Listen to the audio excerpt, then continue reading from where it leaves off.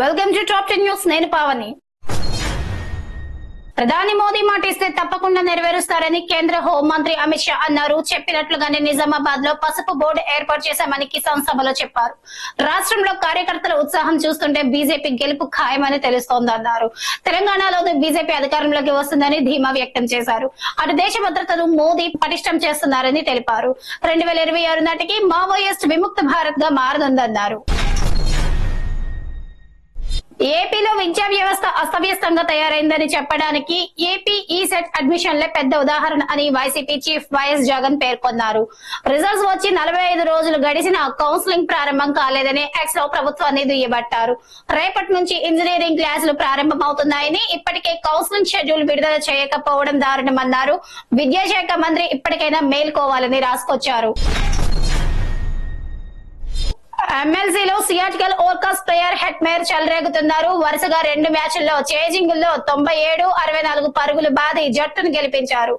IPL లో హెట్టీని Rajasthan Royals 11 కోట్ల రూపాయలతో రిటైన్ చేసుకుంది. కానీ తన స్థాయికి తగ్గట్టు ఒక్క మ్యాచ్ కూడా ఆడలేదు.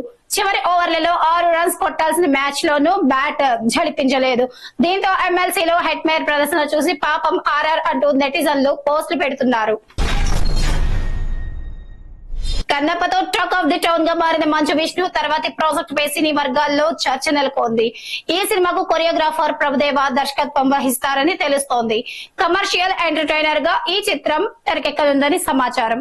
కన్నప్పలోని సాంగ్ కు ప్రభుదేవనే కొరియోగ్రఫీ చేశారు.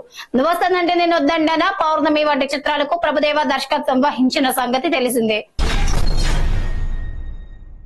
మెదక్ ఎంపీ రఘునందన్ రావును ఎమ్మెల్యే గూడెం మహిపాల్ రెడ్డి ఆదివారం యశోద హాస్పిటల్లో పరామర్శించారు. ఇటీవల కాలికి శస్త్రచికిత్స చేయించుకున్న రఘునందన్ రావును యోగక్షేమాలు అడిగి తెలుసుకున్నారు.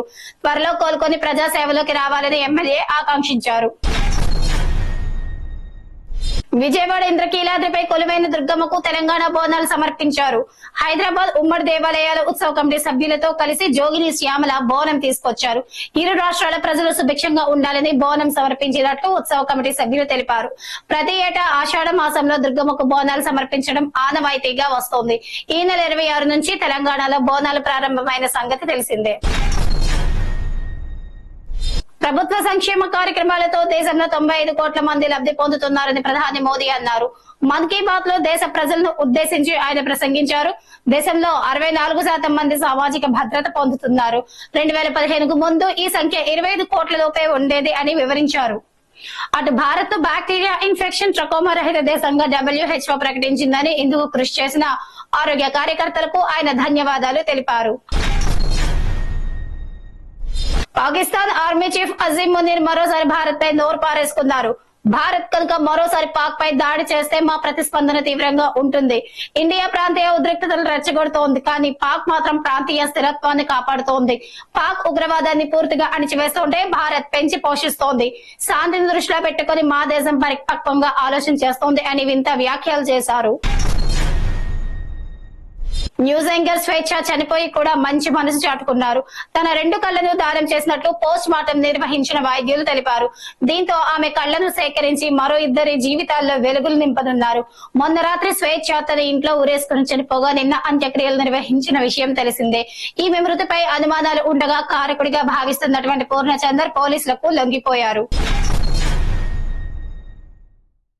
జురాల ప్రాజెక్టు కు భారీ వరద కొనసాగుతోంది. దీంతో 12 గేట్లు ఎత్తి నీటిని దిగువకు వదులుతున్నారు. ఇన్ఫ్లో 1.40 లక్షల క్యూసెక్కులు ఉండగా అవుట్ ఫ్లో 1.42 లక్షల క్యూసెక్కులుగా ఉంది.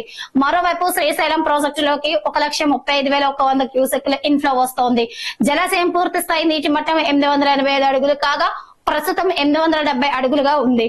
2015 టీఎంసీలకు గాను 141 టీఎంసీల నీరు నిల్వ ఉంది. ఇది ఇవాళ టాప్ 10 న్యూస్. మరో టాప్ 10 న్యూస్ లో మళ్ళీ కలుద్దాం.